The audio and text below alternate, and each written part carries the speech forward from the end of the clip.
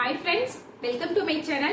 இன்னைக்கு நம்ம சேனல்ல என்ன பார்க்க போறோம்னா ஒரு சூப்பரான சாம்பார். இதுக்கு நம்ம வீட்லயே மசாலா வீட்லயே வறுத்து அரைச்சு நம்ம ரெடி பண்ண போறோம். வாங்க எப்படி பார்க்கலாம்னு வீடியோ போறதுக்கு முன்னாடி மறக்காம என்னோட பிரதி சேனலை சப்ஸ்கிரைப் பண்ணி வச்சுக்கோங்க. கூடவே பெல் ஐகானை கிளிக் பண்ணி ஆல் ஆப்ஷன் கொடுத்துக்கோங்க. அப்பதான் நான் போடுற எல்லா வீடியோவுமே உங்களுக்கு வந்து சேரும். வாங்க வீடியோக்குள்ள போகலாம். இன்றைக்கி நான் பருப்பை குக்கரில் தான் வேக வச்சு எடுத்துக்க போகிறேன். அதுக்கு நான் குக்கரை கழுவி எடுத்துக்கிட்டு அது கூடவே அரை கப் துவரம் பருப்பு சேர்த்துக்கிறேன், 1/4 கப் பாசிப்பருப்பு சேர்த்துக்கிறேன். இது 2 டைம் எல்லாம் வாஷ் பண்ணி எடுத்துக்கலாம்.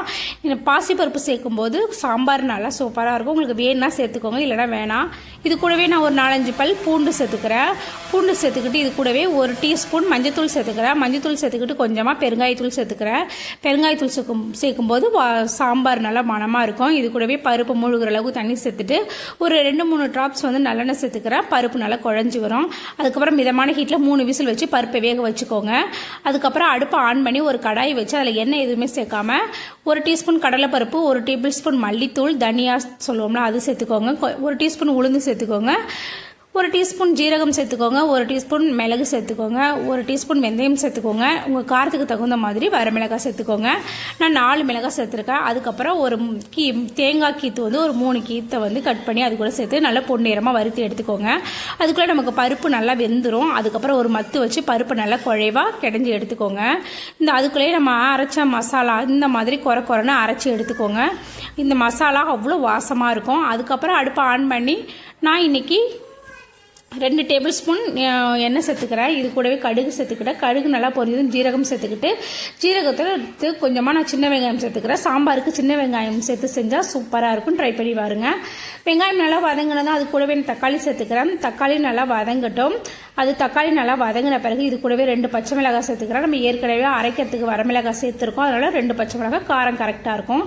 கூடவே கருவேப்பிலையும் சேர்த்துக்கிட்டு நல்லா வதக்கி விடுறேன். அதுக்கப்புறம் நான் எடுத்து வச்சிருக்கிற காய்கறிகளை இப்போ நம்ம சேர்த்துக்கலாம். நான் இன்னைக்கு என்ன காய்கறி சேர்த்துருக்கேன்னா கத்திரிக்காய், முருங்கைக்காய், கேரட், பீன்ஸ், மாங்காய் இதெல்லாம் போட்டு தான் நான் இன்னைக்கு சாம்பார் வைக்க போகிறேன்.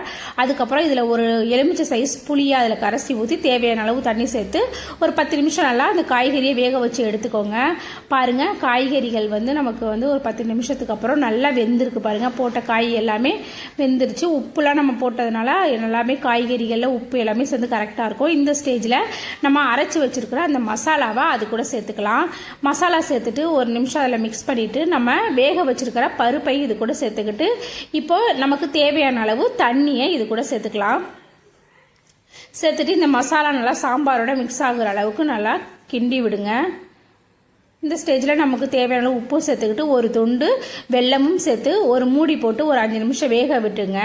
வேக விட்ட பிறகு குழம்பெல்லாம் நல்லா கொதித்த பிறகு நம்ம கடைசியாக மாங்காய் சேர்த்துக்கலாம். அப்போ தான் மாங்காய் கரையாமல் இருக்கும். இப்போ பாருங்கள், நமக்கு சாம்பார் ஓரளவுக்கு ரெடி ஆயிடுச்சு. ஒரு 2 நிமிஷம் மறுபடியும் கொதிக்க வச்சுட்டு ஓப்பன் பண்ணோம்னா நமக்கு சாம்பார் நல்லா ரெடியாக இருக்கும்.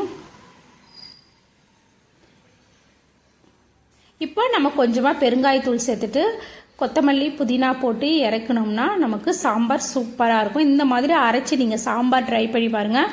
உண்மையாகவே டேஸ்ட் வேறு லெவலில் இருக்கும். ட்ரை பண்ணிவிட்டு மறக்காமல் கமெண்ட்டில் சொல்லுங்கள். அதுதான் இந்த வீடியோ பிடிச்சிருந்துச்சுன்னா மறக்காம உங்க வீட்டில் இதே மாதிரி ட்ரை பண்ணி பாருங்க. நாளைக்கு வேறு ஒரு ரெசிபியில பார்க்கலாம். அப்படியே பிரதி சேனலை சப்ஸ்கிரைப் பண்ணி சப்போர்ட் பண்ணுங்க. நாளைக்கு வேறு ஒரு ரெசிபியில பார்க்கலாம். நம்ம கடவுள் செய்யற சாப்பாட்டை கஷ்டப்பட்டு செய்யாம இஷ்டப்பட்டு செஞ்சு கொடுத்து பாருங்க. ரசம் கூட அமிர்தமா இருக்கும். தேங்க்ஸ் ஃபார் வாட்சிங்.